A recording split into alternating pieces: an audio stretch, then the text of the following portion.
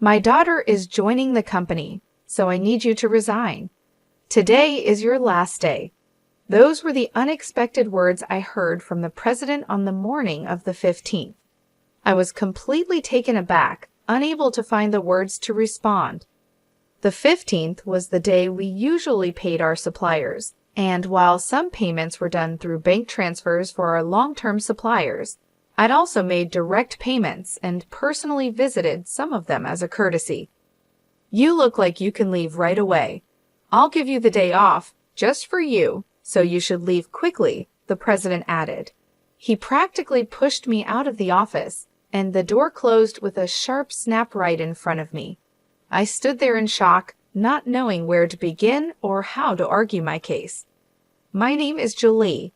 I joined this family-owned paving company straight out of high school and have worked here as a clerical worker for 11 years until just now. The company had around 35 employees, and when the current chairman was still the president, the workplace atmosphere was wonderful. It was a comfortable place to work. The chairman, now retired, used to closely collaborate with the younger employees, and his wife, Olivia, would come in daily to assist with various tasks until he was hospitalized. Their daughter, Maria, was skilled in both fieldwork and office tasks, and her husband was the site manager, respected and trusted by all the on-site employees. Even though they were the founding family, they never acted superior or looked down on us employees. It would have been wonderful if this enjoyable and smooth-running company life had continued, but reality had other plans. Unfortunately, at the end of last year, the chairman was diagnosed with cancer during the company's group medical examination. Due to his health condition, he decided to retire as president and appointed Maria's husband, the site manager, as the next president. Both the employees and I fully supported this decision. We all agreed that the chairman should focus on his treatment, and we wished him a long and healthy life. However, things took an unexpected turn when the chairman's eldest son, Adam, suddenly showed up with his family. I had no idea where he had heard the news, but it turns out the chairman had another child besides Maria. This other child was Adam, who had been disowned about 27 years ago, and I had never known anything about it. According to the senior employees, Adam had been quite a troublemaker in his youth. He frequently got into trouble with the police, and every time something happened, the chairman and his wife, Olivia, would have to go and apologize for his behavior. After dropping out of high school, Adam got involved in multi-level marketing schemes and fraudulent activities, which eventually led the chairman to make the difficult decision to disown him. Despite being estranged from the family for a long time, Adam suddenly reappeared one day, pleading with his father, "Dad, I've realized my mistakes. Please forgive me." I was stunned to witness this unfold in our small company, where the president's office and the clerical room were essentially the same space. Adam expressed a strong desire to reconcile with his father and to work in the company, but given his troubled past, it was hard for anyone to believe in his sincerity. The chairman, deeply moved by Adam's plea, apologized to everyone in the company and asked, "I know about Adam's past, but I ask you to give him another chance." Maria and the senior employees, who were well aware of Adam's history of trouble, couldn't fully embrace the idea, but they also couldn't turn down the chairman's heartfelt request. So Adam and his family moved into the annex of the chairman's house. Adam became an employee of the company, and his wife took on household duties. I only saw their daughter once when she visited the company. She seemed to be a college student. The chairman truly believed that Adam had changed for the better after facing many hardships in life. Olivia was overjoyed to have her son back, and often talked about how they would rebuild the company together as a family. However, problems soon began to surface. Adam insisted, "I'm the eldest son, so I should be the next president," which created tension between him, Maria, and the site manager. Although Adam tried to appear hardworking in front of the chairman, the truth was that he did very little. He frequently made demeaning remarks like, "Physical labor is for the workers. And you're all just worker ants. Work silently. Naturally, his attitude made him very unpopular among the employees. Some of the younger workers even went directly to the chairman, saying, "I can't work under these conditions." Despite this, both the chairman and Olivia pleaded with everyone, saying, "We will talk to Adam about this. Please try to see the bigger picture." Unfortunately, due to stress or other reasons, the chairman's cancer suddenly worsened, and he was hospitalized 5 months ago. During this time, Adam made a bold declaration. "I am the president," Adam declared, despite many employees advising the chairman and Olivia to stick with their original plan of appointing the site manager as president. However, in the end, they chose Adam, their biological son, over their daughter's husband. This decision stirred up quite a bit of grumbling among the employees, who felt the chairman and Olivia were either blinded by parental love or losing their sharp judgment as they aged. The once harmonious atmosphere of the company became tense and uncomfortable. Tensions were high, and it was clear that the decision had caused a rift. Maria and the site manager, her husband, began working behind the scenes to keep the company running smoothly. This left me handling all the administrative tasks alone, a job that was once shared among Olivia, Maria, and me. Now, I often found myself working overtime, sometimes leaving so late that the date had already changed by the time I got home. Meanwhile, Adam seemed to have no interest in the responsibilities of running the company. He treated administrative duties as if they were effortless, spending his days at hostess bars, betting on horses, or gambling. My relationship with Adam, the new president, took a serious downturn over an issue with expenses. Adam had been using the company's credit card for personal dining and entertainment. And while I had overlooked it to some extent, this time the expense crossed a line. With apprehension, I handed the receipt back to him. "I can't approve this expense," I told him. "What? Why not?" he demanded. "This is for your wife's corrective underwear. It's not related to business, so it can't be expensed," I explained, trying to remain calm. Adam's face flushed with anger. "Don't challenge me. She's the president's wife. It's natural for her to dress well. This is a valid expense," he insisted. "No, that's not how it works. Your wife's underwear can't be considered a business expense," I stammered, struggling to comprehend how the president could justify a $7,000 expense for his wife's corrective underwear. His next suggestion left me even more bewildered. "Then let's turn selling corrective underwear into our new business venture. We'll categorize it as inventory, so it counts as an expense," Adam said, seeming pleased with his idea. I was at a loss for words. "We're a paving company," I managed to say, trying to make him see reason. "So what? We can threaten clients that if they don't buy from us, we'll cancel their contracts. Everyone will buy It's easy money. $31,000 for $7,000 worth of product." Adam chuckled loudly, but I felt horrified. "That's absolutely unacceptable. It will damage our credibility," I snapped at him in anger. From that moment on, I became the target of the president's disdain. Day after day, I endured constant berating from him. The situation became so difficult that I wasn't sure how much longer I could handle it. I thought about quitting many times, but I kept going. My loyalty to the chairman, who had always supported me, and my concern for the team, who would struggle if I left, were strong reasons to stay. The truth was, I couldn't afford to lose my job suddenly either. So I decided to tough it out until the right moment came for me to move on. But then, out of nowhere, I was fired. If I quit abruptly now, it will cause problems for our clients, I thought to myself. Taking a deep breath, I gathered all my courage and confronted the president. "I can't do this. I can't just leave without proper notice and a handover. Even your daughter wouldn't be able to handle the workload right away. Besides, today is the day we need to handle payments," I said in one breath, fully expecting the president to explode in anger. As expected, the president's face turned red with rage. Shut up.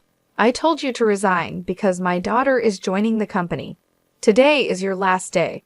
After the payment, let them wait until they come to collect it. There's no need to pay them up front, he barked. Excuse me, isn't it normal to pay for something once you buy it? I was shocked and tried to explain it to him calmly, as if I were talking to a child. But the president responded with something so unreasonable that I couldn't believe he was serious. If that's the case, just threaten to switch suppliers. Tell them we won't make the payment this time, so they should give it to us for free. What? That's not something we can do, is it? I was so stunned that I couldn't find the right words to respond. You're completely useless. My daughter has a college degree. She can handle office work easily. As family, she won't question my expenses like you do. You're all talk and no action. We don't need someone like you in our company. Leave now, the president sneered. It was clear that he intended for his daughter to take over the accounting, so he could justify personal expenses as business expenses. Oh, is that so? Just remember, I won't regret this, I replied. I realized that words were useless at this point, and my patience had worn thin. I quickly gathered my belongings and left the company. Feeling sorry for our clients, I called Maria. Even though I knew Olivia and Maria were busy taking care of the chairman, this was urgent. I explained everything to her and trusted Maria to handle the situation. Once I left the company, I suddenly found myself with nothing to do. Being fired without notice clearly violated labor standards laws. I decided to report this situation to the Labor Standards Office. I knew the company could get into serious trouble because we were part of the middle company payment system. This system supports small and medium-sized businesses that can't always afford to pay severance on their own. By using this system, I could claim my severance pay and 1 month's salary. There wasn't a rush, though, because I had up to 6 years from my retirement date to apply, and the Labor Standards Office had a 4-year statute of limitations. With my usual professional habits, I started planning out the steps I needed to take and the timeline for my retirement. I decided that I could take it easy for at least a week. Lately, I had been working overtime and weekends without a break, leaving no time for myself. There were many places I wanted to visit once I had some time to relax, so I chose to go on a day trip to the beach for a refreshing break. After enjoying a peaceful day at the beach, I checked my phone, which I had left in a locker. I found several missed calls, emails, and voicemails waiting for me. One email from Maria caught my attention. It said, "The payment process went smoothly. Everything is in order." I felt a sense of relief, despite how abruptly the president had dismissed me. Still, I couldn't shake the guilt I felt for leaving my job in anger. Next, I listened to the voicemail from the company. It was the president's panicked voice saying, "Hey, what's going on? They're saying I'm not the real president. Did you know about this? Explain yourself." I couldn't help but chuckle at his sudden realization. After that, I continued to check my emails and voicemails, and among them was a message from the chairman, asking me to come to the hospital. That evening, I promptly headed to the hospital. When I arrived, I found Olivia and the president already there in the room with the chairman. As soon as the chairman saw me, he greeted me from his bed, saying, "Julie, I'm truly sorry for my foolish son." Before I could respond, Adam, the president, arrogantly shouted, "Hey, what's going on? I'm not the official president. Explain yourself." The chairman quickly silenced him with a stern command, "Quiet down." It turned out that right after I had called Maria, she immediately informed the chairman and Olivia about everything that had happened. Upon receiving the news, the chairman had contacted Adam, who had been acting as president, and asked him directly, "Do you really not know anything? So what's the truth?" I calmly explained to Adam, the president, who was still shouting in confusion, "Adam, you didn't have any legal authority. Your role as president was just a title." It might seem confusing, But in business terms, being the president is a position within the company that doesn't hold legal standing like a representative director does. The representative director is the person who is legally responsible for the company's actions externally. It's a more formal role that requires specific legal procedures to change.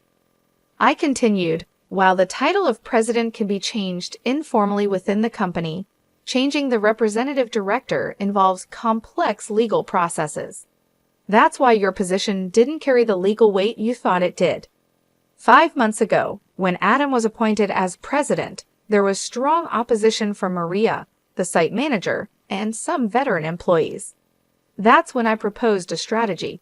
Adam would be a figurehead president, while the chairman remained the legally responsible representative director. As someone familiar with company procedures and laws, I knew how complicated these things could get. Under my plan, if Adam showed genuine dedication and won over the employees, we would then start the legal process to formalize his presidency. However, if Adam failed to prove himself fit for the role, our backup plan was to either remove him or even consider closing the company, while Maria and the site manager prepared to start a new venture. Maria doubted Adam's ability to change, but the chairman and Olivia continued to believe in him until he unfairly dismissed me. That seemed to wake them up to his shortcomings.